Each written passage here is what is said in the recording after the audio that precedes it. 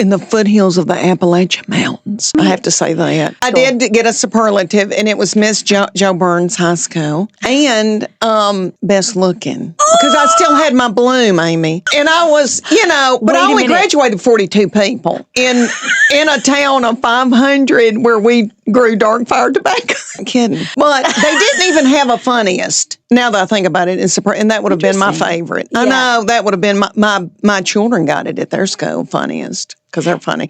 But yes, I was, like my teachers would say, Leanne, can you be the MC? Can you do the announcements? Can you do because I was a ham. But also, they thought I would get up in front of people, and they knew I could do it. So I did do all that for my little high school. No. But I grew up from the time I was 9 or 10 thinking, I'm going to be in show business. I'm going to go to Hollywood. I did. And my little mama, Lucille, let me stay home from kindergarten. I almost failed kindergarten because she let me stay home and watch Match Game and Hollywood Squares.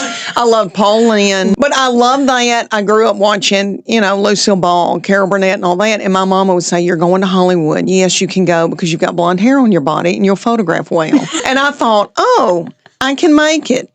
And then I went through high school, and we had this is crazy, but we had a wonderful, our choir teacher, band teacher, Mr. Bunch, who was precious and loved me and knew I couldn't sing and all that, but would include me in all that. And I would just mouth words in front of the choir because he thought I could dazzle. And then we had this speech and drama class where they let us do improv.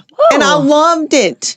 And then I was in one play in high school. They did a lot of musicals, and I had talented people in this little town in 42 people in my class. I had a boy that graduated from Juilliard and became an actor. Wow. And then there were 4 boys that had a little country music band called the Red River Boys, and they were talented. And so we had fun, like in improv and all that. It was Little Abner, and I didn't have a line, Amy. I was the sex symbol. I was Stupefying Jones. My hair would not fit in this studio, and I had on pantyhose underneath the bathing suit, and I just had to gyrate. But I'm not kidding you. I thought, okay, this is the beginning of my Hollywood career. I really did. I thought it was a lot of pressure, and me and my sister Beth, who was 3.5 years older than me, we were tall and blonde, and we would lay out behind our little house in yard chairs with snakes and sunbathe. And the farming people would honk horns at us, and and we would, we knew we were kind of a big deal in that town. Yeah, a lot of people honked. Big hair. A lot of people honked at us. But me thinking, my sister wasn't thinking anything. I was thinking Hollywood. I mean, this is my base, my groundwork to be in Hollywood. That's what I thought. I really did. While they were picking up meat at my mom and daddy's meat processing plant. So we did everybody's meat.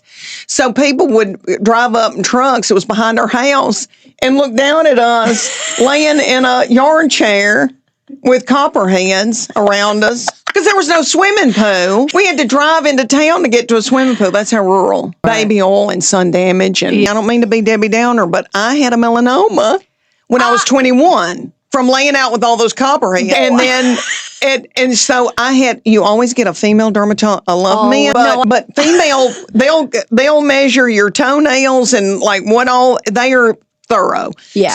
So, I didn't have as much sun damage as a lot of people my age because I got that at 21 and they scared the living daylights out of me and said, I've eaten too much. I mean, I've eaten a lot of white flour and sugar and processed food, which is not good. Like Coke and a goldfish and a car with a bunch of kids. Was my favorite thing. And I remember my mama saying, Lucille said that her mama said, don't breastfeed. That's for tacky people. Here's this formula. And my mama would sneak and try to breastfeed behind Nanny's back because it wasn't cool. Okay, but let me tell you, when I was selling that jewelry, I was supposed to be talking about jewelry, and I did. Hemorrhoids, breastfeeding, wanting to kill Chuck Morgan, my husband, because he didn't hear a baby cry in the night.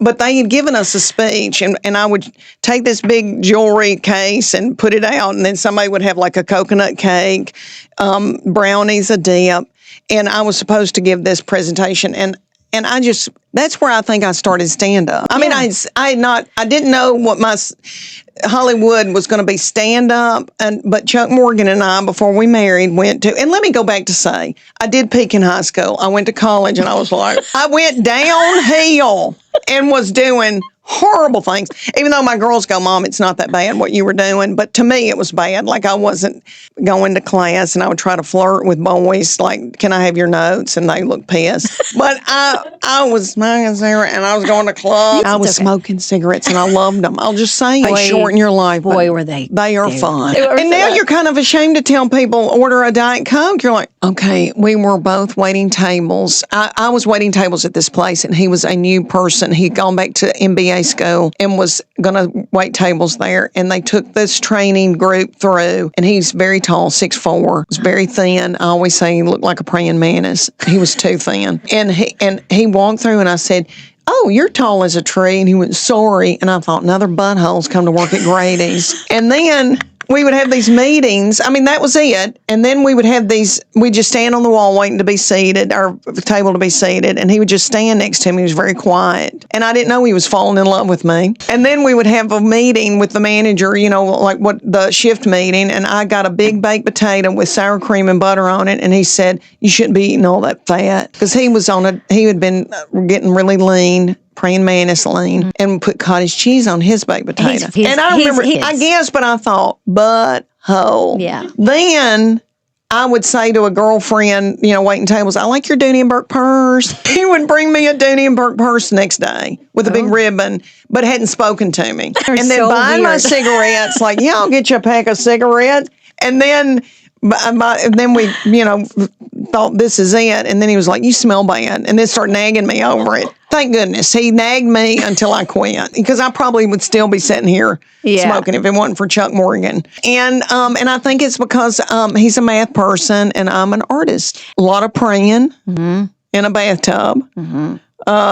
We do go to bed mad. And then you just, go, well, that's not that important. I'll push that down. And then, stick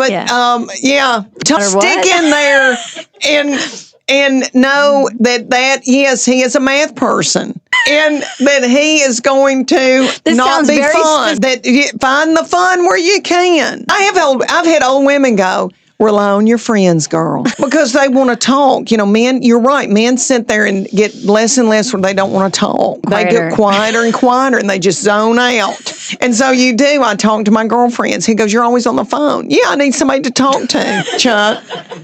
But okay. And then I married Chuck Morgan, but we went out to LA, and I got to go to the Comedy Store, and I saw people do stand-up, and I thought, I can do that. I saw Dom Herrera, Paul Mooney, and he did like 2 hours, and we sat there and watched him, and he told us all that Elizabeth Taylor had died, and it was a lie.